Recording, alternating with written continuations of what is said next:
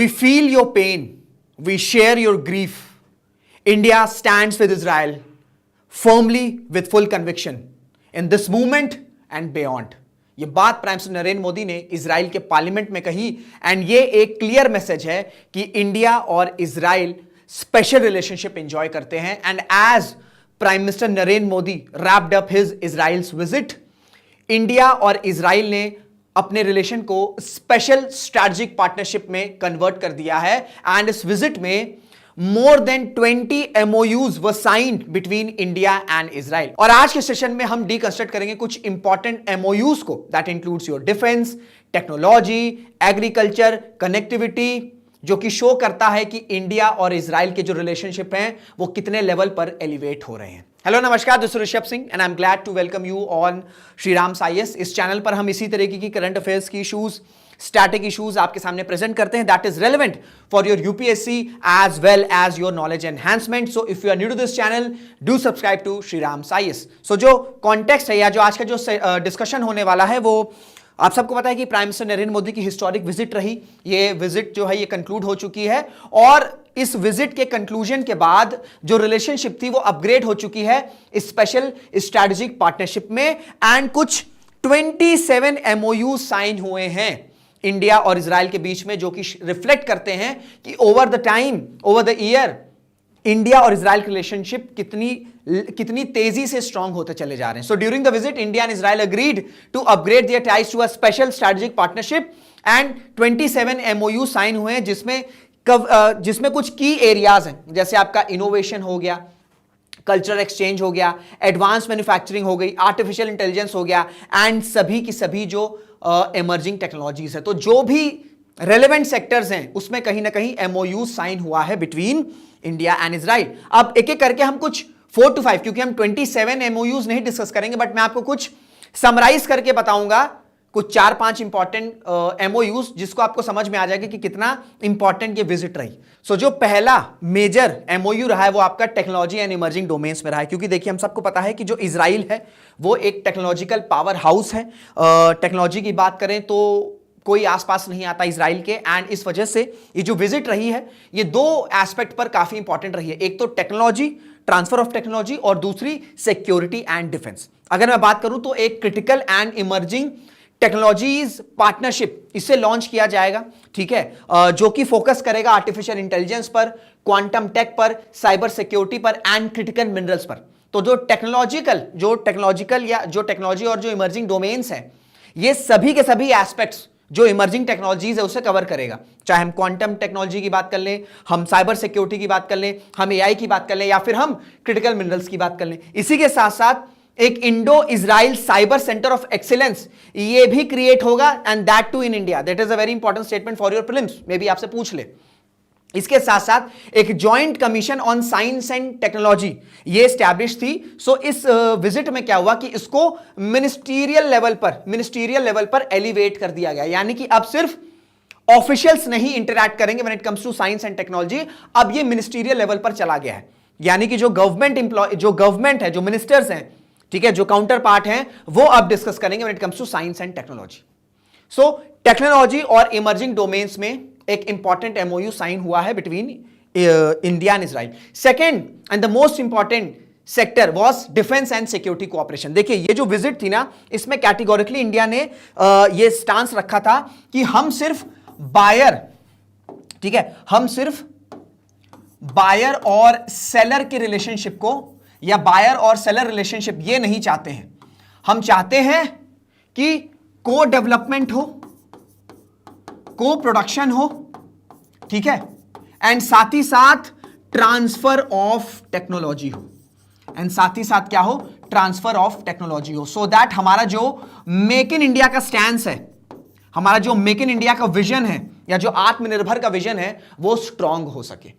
सो इस वजह से when it comes to defence and security cooperation तो एक रोड मैप प्रिपेयर किया गया है कि कैसे जॉइंट डेवलपमेंट किया जा सकेगा, कैसे जॉइंट प्रोडक्शन किया जा सकेगा एंड कैसे टेक्नोलॉजी को ट्रांसफर किया जा सकेगा. क्योंकि बहुत से डिस्कशन चले थे कि इंडिया जो है वो शायद आयरन डोम या आयरन बीम, ठीक है, इस तरीके के जो इंपॉर्टेंट वेपन्स हैं उसे इंटीग्रेट कर सकता है, ठीक है. अब कोई एज सच ऑफिशियल नहीं है, बट हाँ काफी हद तक इसकी टेक्नोलॉजी ट्रांसफर या जो इमर्जिंग एल्गोरिदम है या जो इंपॉर्टेंट एल्गोरिदम्स रहती है इन सब इक्विपमेंट्स में, ये ट्रांसफर हो सकता है, इस पर डिस्कशन हो सकता है। इसके साथ साथ एक इंपॉर्टेंट एस्पेक्ट है कि जो काउंटर टेररिज्म है या जो काउंटर टेरर है, इसे कैसे काउंटर किया जाएगा, दोनों कंट्रीज ने इस पर भी एमओयू साइन किया, क्योंकि हम सबको पता है कि मिडिल ईस्ट और साउथ एशिया दोनों में ही टेररिज्म जो है एक इंपॉर्टेंट थ्रेट है पूरे के पूरे रीजन में।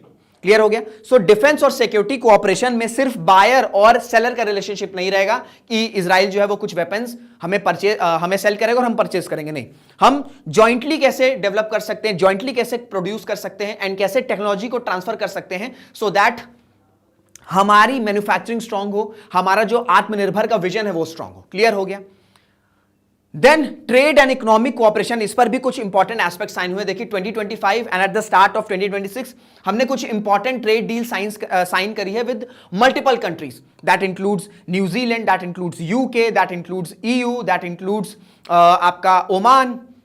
और एक्सपेक्टेड है कि 2026 में और भी कंट्रीज के साथ इंडिया जो है वो फ्री ट्रेड डील कर सकता है, एग्रीमेंट कर सकता है, जिसमें कनाडा है, जिसमें इजराइल है। तो दोनों लीडर्स ने, ठीक है, दोनों लीडर्स ने एक रोड मैप प्रिपेयर किया है कि कैसे जो फ्री ट्रेड एग्रीमेंट है इसे और पुश किया जा सकता है, जो भी नेगोशिएशंस हैं, जो भी इश्यूज हैं, उसे जल्द से जल्द रिजॉल्व किया जाए, सो दैट ये जो फ्री ट्रेड एग्रीमेंट है ये पूरी की पूरी तरीके से रेडी हो।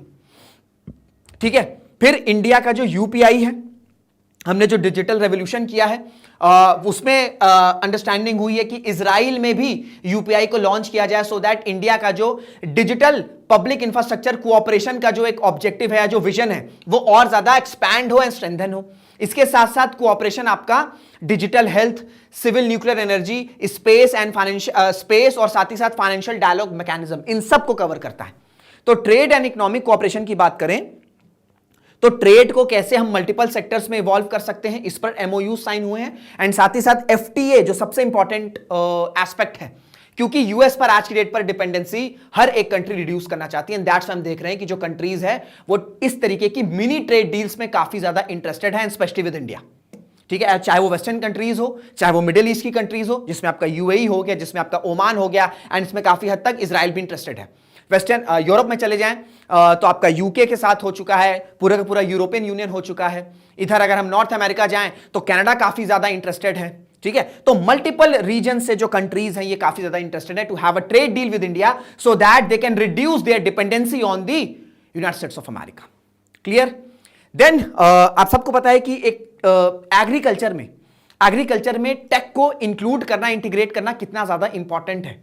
ठीक है, फूड सिक्योरिटी के लिए भी इंपॉर्टेंट है, साथ ही साथ क्लाइमेट चेंज के लिए भी काफी ज्यादा इंपॉर्टेंट है। और इजराइल बीइंग दी टेक्नोलॉजिकल पावर हाउस, तो यह भी एमओयू साइन हुआ है कि कोशिश यह की जाएगी कि जो इजराइल की एग्रीकल्चर टेक्नोलॉजी है उसे डायरेक्टली इंडिया के विलेजेस तक पहुंचाई जाए, डायरेक्टली एक्सेस कराई जाए। एंड इनिशियली ये टारगेट रखा गया है कि 100 विलेजेस, ठीक है, 100 विलेजेस अक्रॉस इंडिया ऐसे होंगे जहां पर डायरेक्ट एक्सेस प्रोवाइड किया जा सकेगा इजराइल की जो एग्रीकल्चर की टेक्नोलॉजी है, so that agriculture and rural areas को डेवलप किया जा सके। एंड लास्ट और एक और बहुत इंपॉर्टेंट जो कोऑपरेशन हुआ है वो है आपका कनेक्टिविटी को लेकर। ठीक है, कनेक्टिविटी को लेकर हुआ है कि जो आईमैक है, that is India middle east Europe economic corridor, बड़ा ही आपका एम्बिशियस प्रोजेक्ट है, जहां पर आपका सी रूट, उसके बाद रेल रूट के थ्रू जो है इंडिया मिडिल ईस्ट एंड साथ ही साथ यूरोप का एक्सेस कर सकता है या कनेक्टिविटी कर सकता है, जिसमें आपका सऊदी अरेबिया, यूएई और इजराइल, ये तीनों इंपॉर्टेंट कंट्रीज का बहुत ज्यादा रोल होने वाला है। तो कैसे इस पूरे के पूरे रीजन को सिक्योर किया जाए एंड कैसे इन कंट्रीज के बीच के रिलेशन को स्मूथन किया जाए सो दैट इस प्रोजेक्ट को वापस से रिवाइव किया जाए। क्योंकि देखिए यूएई भी काफी हद तक इंटरेस्टेड है in reviving the IMEC, so as well Saudi Arabia and Israel तो है ही है। तो इस वजह से सबसे बड़ा चैलेंज है कि कैसे इनको सिक्योर किया जाए सो दैट ये वापस से प्रोजेक्ट रिवाइव हो सकता है। इस पर भी कोऑपरेशन, इस पर भी डिस्कशन, इस पर भी एमओयू साइन हुए हैं। एंड साथ ही साथ जियोपॉलिटिकल डिस्कशन भी किए गए कि जो यूएस और ईरान का टेंशन है इस पर डिस्कशन हुआ, वेस्ट एशिया की ओवरऑल सिक्योरिटी पर डिस्कशन हुआ। ठीक है, हेक्सागन ऑफ अलायंसेस जो विजन था, इस पर एक डिटेल वीडियो भी मैंने बनाया हुआ है, वो आपको कहीं आई बटन पर दिख जाएगा, तो वो आप देख सकते हैं। ठीक है, हेक्सागन ऑफ अलायंसेस, ठीक है, कैसे टेररिज्म को काउंटर किया जा सकता है, चाहे वो वेस्ट एशिया में हो या फिर वो आपका साउथ एशिया में हो। तो ये कुछ आपके 4 से 5 इंपॉर्टेंट एमओयूज रहे हैं जो कि रिफ्लेक्ट करते हैं कि कैसे इंडिया और इजराइल जो है एक स्पेशल रिलेशनशिप एंजॉय कर रहे हैं at this moment and beyond, जैसा कि हमारे प्राइम मिनिस्टर मोदी ने कोट किया है। तो ये था एक छोटा सा सेशन। आई होप आपको सारी चीजें क्लियर हो गई होंगी। कोई डाउट होगा तो अपने डाउट आप कमेंट बॉक्स में पूछ सकते हैं। वीडियो अगर अच्छी लगी तो उसे शेयर करना है, लाइक करना है, और साथ ही साथ चैनल पर है तो सब्सक्राइब भी करना है। तो इसी के साथ वीडियो को एंड करते हैं। Till then, this is Rishabh Singh signing off. जय हिंद, जय भारत।